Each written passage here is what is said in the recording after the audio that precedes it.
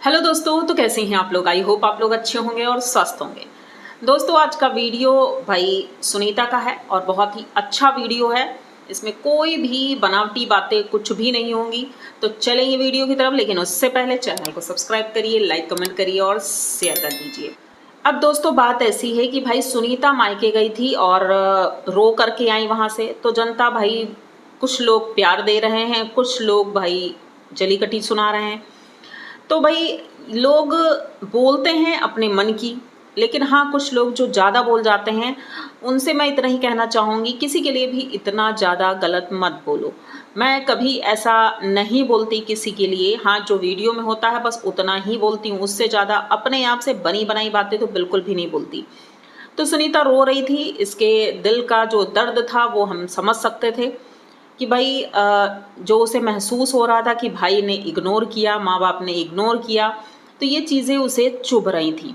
और चुभना भी जायज़ है, एक इंसान होने का यही तो एक सबूत है कि इंसान को दर्द, दुख, तकलीफ़ सब कुछ होता है, भले ही उसकी गलती हो या ना हो।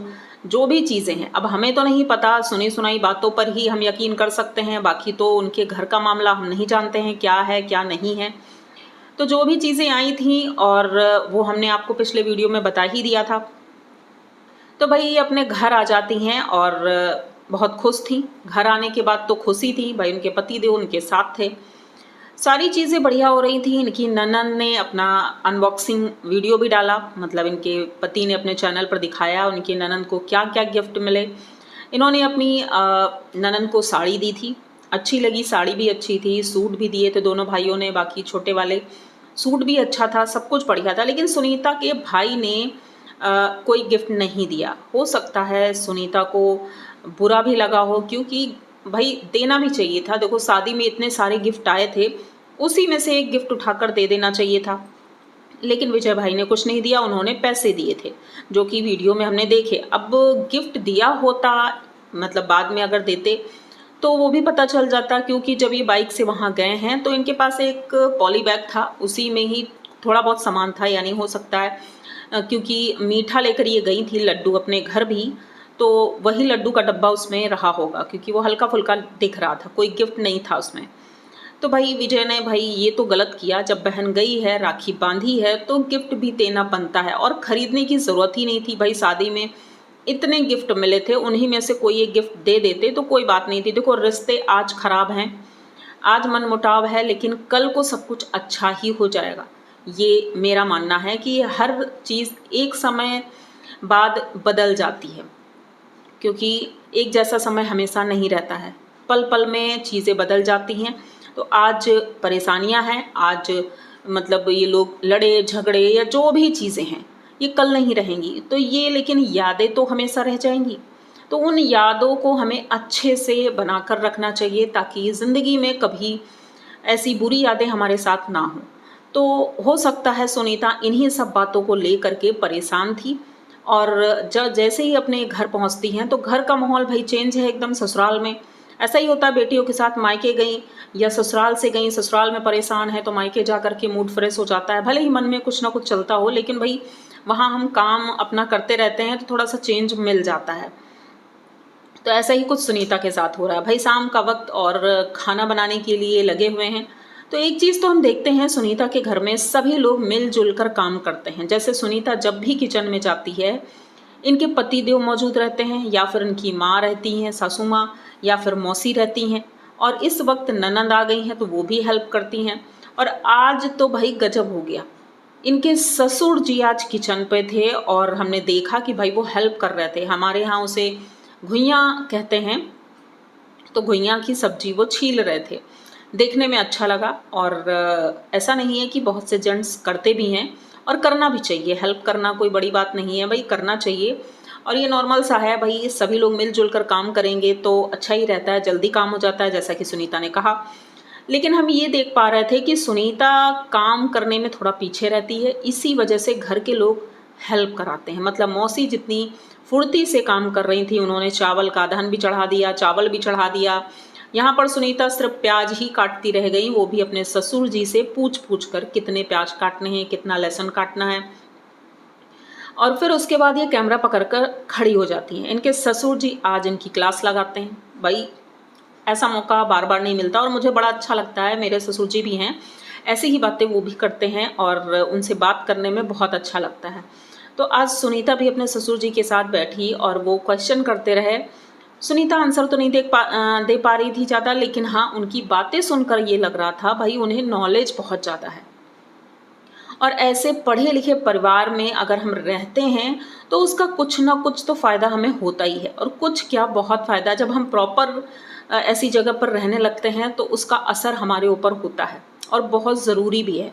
पढ़े लिखे लोग और जो पढ़े लिखे नहीं हैं उन लोगों के बीच में यही एक अंतर होता है कि वो लोग हर एक चीज़ बहुत अच्छे से समझते हैं और अच्छी चीज़ें करते भी हैं। जैसे उनके पापा थे, वो हर चीज़ अच्छे से समझा रहे थे, पढ़ाई लिखाई हर चीज़, स्पेलिंग मिस्टेक्स, ये सारी चीज़ें अपने दोनों बच्चों को, मतलब बहू और बेटे दोनों को समझा रहे थे। बहुत अच्छा लगा और उन्होंने कहा कि भाई ये सब्जियां बहुत ज़्यादा फ़ायदेमंद होती हैं। सब्जियों के गुण भी बताए उन्होंने, करी पत्ता डलवाया और उन्होंने कहा कि भाई ये बहुत ज़्यादा फ़ायदेमंद होता है। इस जगह पर सुनीता भी बहुत ज़्यादा खुश नज़र आ रही थी उनसे बात करके। भाई ऐसे लोगों से बात करने में तो सभी को अच्छा लगता है, तो उन्हीं लोगों को खाली नहीं अच्छा लगेगा जो पढ़ने लिखने में इंटरेस्टेड नहीं है। उन्हें बोर ही लगेगा कि ये क्या अपना ज्ञान बांट रहे हैं, लेकिन कुछ लोगों को अच्छा लगता है, जैसे कि सुनीता को। उनकी मौसी जी कुछ नहीं बोल रही थी, वो खाना बनवाने में व्यस्त थी। पहले उन्होंने चावल चढ़ाया, उसके बाद भिंडी काटने लगी। इधर सुनीता सिर्फ इधर उधर में ही लगी थी, मतलब काम चोरी। मतलब इसीलिए शायद इनके घर वाले इनकी हेल्प करते हैं कि ये काम करने में थोड़ा लेट कर देती हैं। अब भाई जल्दी खाना बनाना है क्योंकि बारिश भी होने लगी थी, जैसा कि मनीष जी ने कहा कि बारिश होने लगी है, किचिर किचिर हो गया है, तो थोड़ा जल्दी से काम हो जाए तो ठीक है, वरना कीड़े वगैरह भी आने लगेंगे। तो इसीलिए सभी लोग मिलजुल कर काम कर रहे थे। दूसरी तरफ इनकी माँ आती हैं, वो ड्यूटी से आ रही थी, मतलब अपने किसी काम से गई होंगी ड्यूटी के काम से, और आई थी बहुत ज़्यादा उदास दिख रही थी, परेशान दिख रही थी। मतलब हो सकता है काम का बर्डन ज़्यादा हो और थक गई होंगी, इसीलिए आकर वो चुपचाप बैठ जाती हैं। मनीष यहाँ पर कहते हैं कि मम्मी क्या हुआ, आप नाराज़ हो और ऐसे क्यों बैठी हो, लेकिन वो कुछ भी नहीं बोलती हैं, वो चुपचाप बैठी रहती हैं। और सुनीता अपने ससुर जी से ही बातें कर रही थी। अब यहाँ पर मनीष जी आते हैं दोबारा से और कहते हैं मैं सुनीता की हेल्प करवा देता हूँ। तो सुनीता कहती है भाई यहाँ पर पापा हैं, मौसी हैं, मुझे हेल्प की ज़रूरत नहीं है, आप जा सकते हैं अगर यहाँ खिचकिच लग रही है तो। वो हंसने लगते हैं और कहते हैं कि नहीं भाई मैं हेल्प करवाऊँगा। अब देखो ये सारी बातें बहुत अच्छी लग रही हैं और पूरी हैप्पी फैमिली लग रही है, कोई भी प्रॉब्लम नहीं है। लेकिन एक चीज़ आप लोग खुद सोचो, सुनीता उस घर से आ गई, उसका दुख वहीं का वहीं रह गया, मतलब वहीं छोड़ करके वो वापस यहाँ आ गई, अपने परिवार में घुल मिल गई, सब कुछ ठीक हो गया। अच्छी बात है, लड़कियों के साथ ऐसा होता है। लेकिन उनके भाई तो वहीं पर हैं, उनकी स्थिति आज भी वैसी की वैसी है और उन्हें तो यही लग रहा होगा कि यहाँ पर रो रही थी और ये सारी चीज़ें उसने किया और अब तो अपने घर में जाके खुश है। भाई देखो बेटियां अपने घर में खुश होती हैं तो परिवार वाले भी खुश ही होते हैं, ऐसा नहीं है कि वो नाराज़ हो जाएंगे कि भाई वहाँ क्यों खुश है। लेकिन कहते हैं ना कि जैसे विजय भैया हैं, वो अपने घर में आज भी उसी स्थिति में खड़े हैं। वो परेशान थे और जब वो आए तब भी परेशान थे, जब चले गए तब भी परेशान थे, मतलब खुशी का एक पल भी उन्हें नहीं मिला है। तो वो उनकी स्थिति है, वो उसी तरह से हैं और धीरे धीरे ही चीज़ें ठीक होंगी। मुझे लगता है कि जल्द ही ठीक हो जाए तो बेहतर है, क्योंकि ये रिश्ता ही ऐसा होता है भाई बहन का जिसमें ज़्यादा दिनों तक ये कड़वाहट ठीक नहीं है। क्योंकि मैंने बहुत से रिश्ते ऐसे टूटते हुए देखे हैं जो कि आजीवन के लिए टूट जाते हैं। तो मैं तो उम्मीद यही करूँगी भाई सब कुछ ठीक हो जाए और ये दोनों भाई बहन फिर से पहले की तरह हो जाएं। और ये जो शादियों में मनमुटाव होते हैं और लेनी देनी, ये सब चीज़ें तो आम सी बात हैं, होती ही हैं, पर बेटी को नहीं बोलना चाहिए, ये मेरा मानना है। भाई ससुराल वाले कुछ भी कहें, वो तो कहते ही हैं, उनका काम ही कहना है। ऐसा कोई घर नहीं होगा जिस घर से, मतलब बेटी के घर से शिकायतें ना आती हों ससुराल से। सबके घर से कुछ आप कितना भी दे दो, मतलब आप जितना उन्होंने मांगा है उसका डबल भी दे दो, फिर भी वहाँ से शिकायतें आएंगी। ये तो नॉर्मल सी बात है। लेकिन बात सिर्फ यहाँ ये हो जाती है कि बेटी को नहीं बोलना चाहिए कि भैया आपने मेरे लिए किया क्या, मम्मी पापा आपने मेरे लिए किया क्या।